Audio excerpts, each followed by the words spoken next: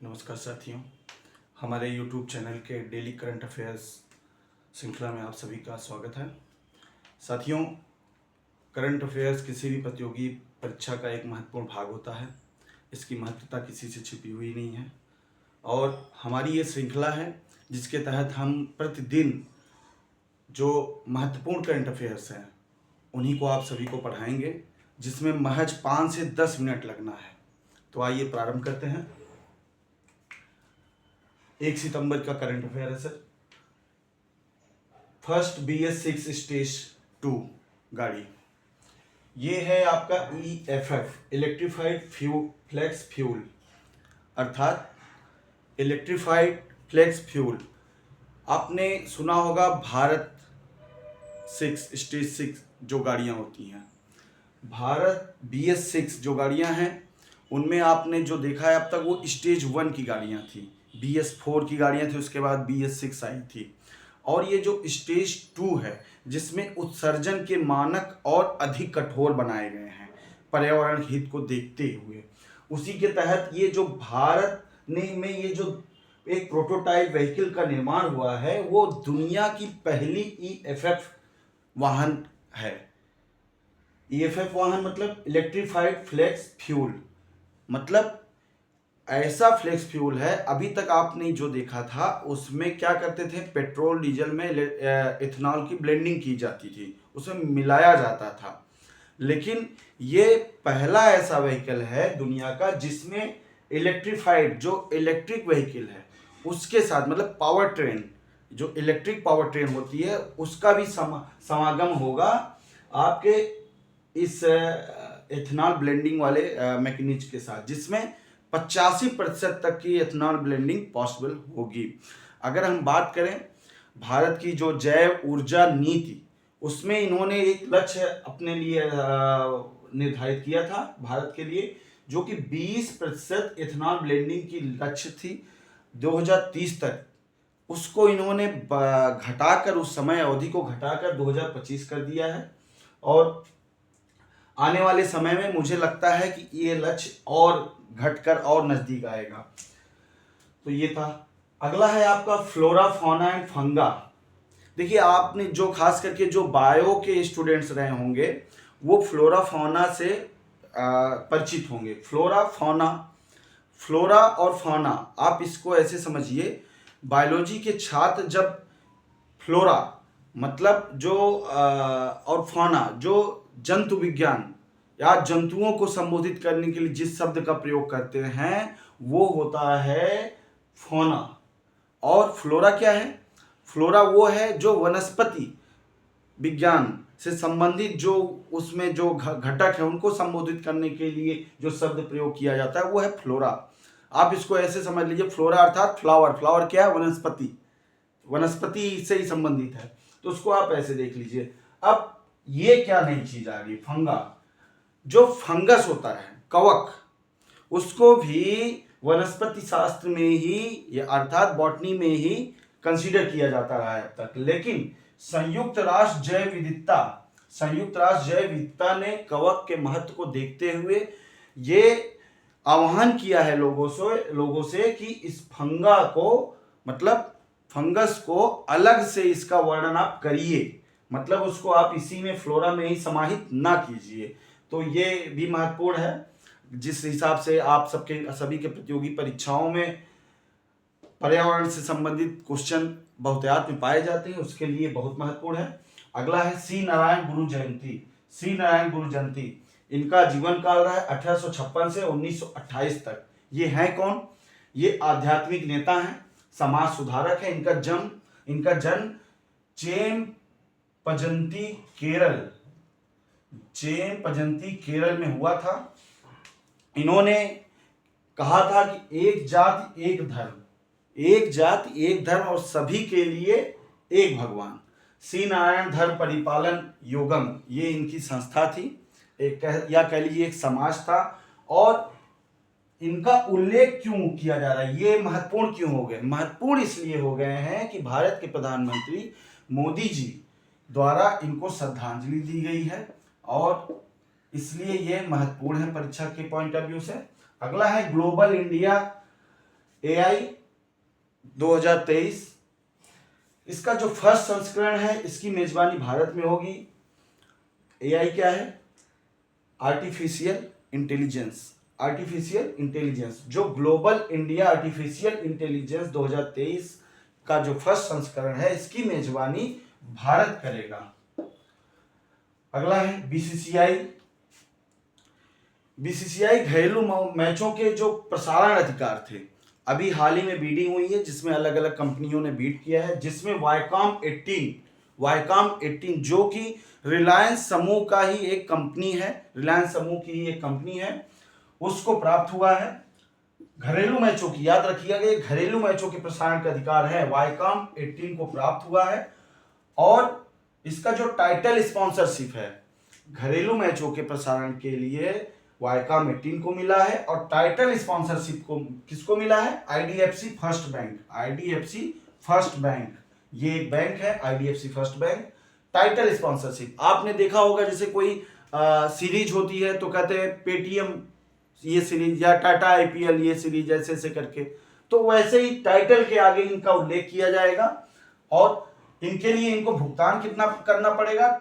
IDFC first bank को इस title sponsorship के लिए 4.2 करोड़ पर मैच, 4.2 करोड़ पर मैच भुगतान करना पड़ेगा बीसीसीआई को। अगला है युद्धपोत महेंद्रगिरी का अनावरण मुंबई में किया गया।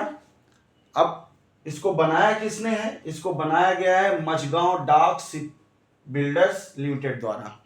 महत्वपूर्ण है, याद रखिएगा, अक्सर नेवल से संबंधित क्वेश्चन आते हैं। अगला है world cup 2023 cricket world cup 2023 की बात हो रही, जिसकी ओपनिंग सेरेमनी 4 अक्टूबर को अहमदाबाद में होगी। 4 अक्टूबर को अहमदाबाद में होगी। अब अहमदाबाद में होगा तो कौन सा स्टेडियम होगा? वही सरदार मोटेरा, जिसका नाम अब हो गया है नरेंद्र दामोदर दास मोदी स्टेडियम, जिसमें 4 अक्टूबर को इसका अनावरण किया जाएगा। अगला है रमन मैग्सेसे पुरस्कार, जो कि बहुत महत्वपूर्ण है। डॉक्टर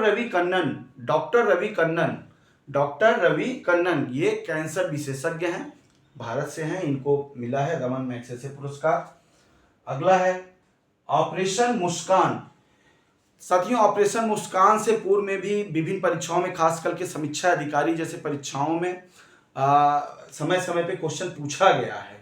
ऑपरेशन मुस्कान क्या है? ये गृह मंत्रालय द्वारा इसका जो है ये परियोजना है गृह मंत्रालय की, और इसके तहत ये यहाँ उल्लेख क्यों किया जा रहा है? मुंबई पुलिस ने हाल फिलहाल में 5000 नाबालिगों को बचाया है। 5000 नाबालिगों को बचाया है। कैसे बचाया है? अच्छा, ऑपरेशन मुस्कान का जो उद्देश्य है वो है लापता बच्चों को ढूंढना, बचाना, पुनर्वास। जो बच्चे किसी कारणवश लापता हो गए उनको ढूंढना, बचाना, उसके पश्चात उनका पुनर्वास करना। तो ये जिसमें मुंबई पुलिस ने बेहतरीन योगदान देते हुए 5000 नाबालिगों को बचाया है। गृह मंत्रालय की परियोजना है, भारत सरकार गृह मंत्रालय की परियोजना है ऑपरेशन मुस्कान। अगला है राष्ट्रीय अंतरिक्ष दिवस। 23 अगस्त को केंद्रीय मंत्रिमंडल ने एक अधिसूचना के माध्यम से 23 अगस्त को राष्ट्रीय अंतरिक्ष दिवस के रूप में मनाए जाने का उल्लेख किया है, मनाए जाने की घोषणा की है।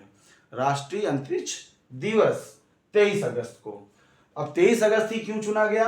क्योंकि 23 अगस्त को ही आपके चंद्रयान 3 की सफल लैंडिंग हुई थी। इसी में अगर आप आगे देखेंगे तो इसी अधिसूचना में तिरंगा पॉइंट, चांद पर स्थित वह स्थान जहां चंद्रयान 2 की छाप पड़ी थी।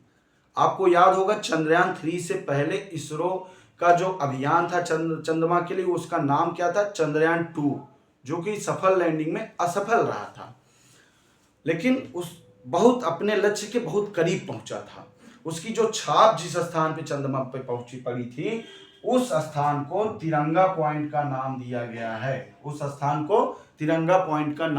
गया है। और चंद्रयान 3 जो कि आपकी सफल लैंडिंग हुई थी, अभी 23 अगस्त को चंद्रयान 3 की लैंडिंग साइट जो है उसको शिव शक्ति पॉइंट, क्या कहा गया है, शिव शक्ति पॉइंट, याद रखिएगा, महत्वपूर्ण है दोनों। शिव शक्ति पॉइंट, तिरंगा पॉइंट, चंद्रयान 2 जहां चंद्रयान 2 की छाप पड़ी, और शिव शक्ति पॉइंट जहां चंद्रयान 3 की सफल लैंडिंग हुई, वो साइट कहां, चंद्रमा पर। अगला आइए, गोवा भूमिपुत्र अधिकारिणी बिल 2021, गोवा भूमिपुत्र अधिकारिणी बिल 2021। गोवा के मुख्यमंत्री हैं प्रमोद सावंत जी, भाजपा के मुख्यमंत्री हैं। इन्होंने कहा है कि मुफ्त पानी देने वाला गोवा पहला राज्य होगा, मुफ्त पानी देने वाला गोवा पहला राज्य होगा। हालांकि इस बिल के इस शब्द पर, भूमिपुत्र शब्द पर काफी ये विवादों में आ गया ये सब, जिसके पश्चात इस शब्द को हटाया गया है, वहां से महत्वपूर्ण था इसलिए बताए हैं। अगला है चाइना से संबंधित। चाइना में जो 18 वर्ष से कम उम्र के बच्चे हैं उनके लिए प्रतिबंध लगाया गया है कि आप प्रत्येक हफ्ते में, प्रत्येक सप्ताह में 3 घंटे से ज़्यादा ऑनलाइन गेम नहीं खेल सकेंगे। 3 घंटे से ज़्यादा ऑनलाइन गेम नहीं खेल सकेंगे। मतलब जो ऑनलाइन गेम है वो बच्चों के मस्तिष्क पर किस प्रकार असर डालता है, इससे चिंतित चाइना भी है, और उसने अपने बच्चों के लिए, अपने यहाँ के बच्चों के लिए ये नियम बनाए हैं। तो ये साथियों करंट अफेयर्स का, डेली करंट अफेयर्स का ये 1 सितंबर का सीरीज रहा। 2 सितंबर सीरीज के लिए बने रहिए आप हमारे यूट्यूब चैनल पर। साथियों करंट अफेयर्स ऐसा महत्वपूर्ण भाग है किसी भी परीक्षा का, खास करके यूपी पीसीएस या यूपी आरओ एआरओ, जिसमें आप देखते हैं कि 25 प्लस क्वेश्चन लगभग उसमें आते ही हैं। और अगर आप चाहें एग्जाम के जस्ट 2 दिन पहले, 2 या 10 दिन पहले, 15 दिन पहले रट के जाएं तो कितना भी रट लीजिए कुछ ना कुछ भूल ही जाएगा। इसका रास्ता क्या है सफल होने का, इसको टैकल करने का यही रास्ता है कि आप डेली प्रतिदिन मेरे साथ बने रहिए और महज 5 से 10 मिनट हमें दीजिए।